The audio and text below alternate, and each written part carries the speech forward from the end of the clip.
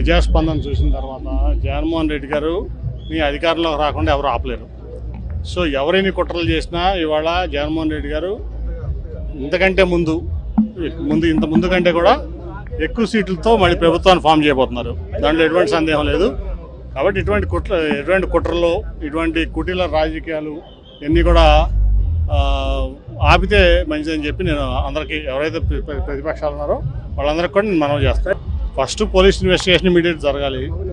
అది ఎందుకంటే నాకు ఫస్ట్ ఒక టప్ అని సౌండ్ వినపడింది. నేను 40 సెకండ్ తర్వాత సీఎం గారు చేయి పెట్టుకుని కిందకు తోలడం చూశాను.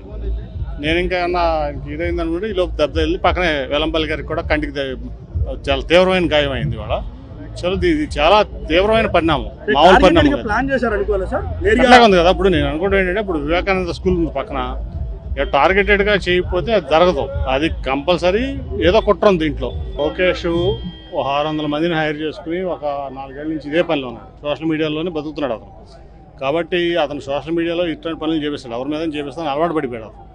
సో ఇటువంటి దుష్ప్రచారాలు ఇటువంటివన్నీ చేయడం అతనికి అలవాటైపోయింది లోకేష్ అనే వ్యక్తికి. ఇది ఖచ్చితంగా కూడా ఇమీడియట్గా చాలా తీవ్రంగా పరిణమించి మేము ఇక్కడే కాదు ఢిల్లీలో కూడా ఎలక్షన్ కమిషన్ మేము దాన్ని రిప్రజెంట్ చేస్తాం. ఆయన ప్రజాదరణ, జగన్మోహన్ రెడ్డి గారి ప్రజాదరణ వాళ్ళు ఎవరు కూడా తట్టుకోలేకపోతున్నారు. ఎస్పెషల్లీ విజయవాడలో తట్టుకోలేక ఈ ఓర్వలేక చేసినటువంటి పని ఇది.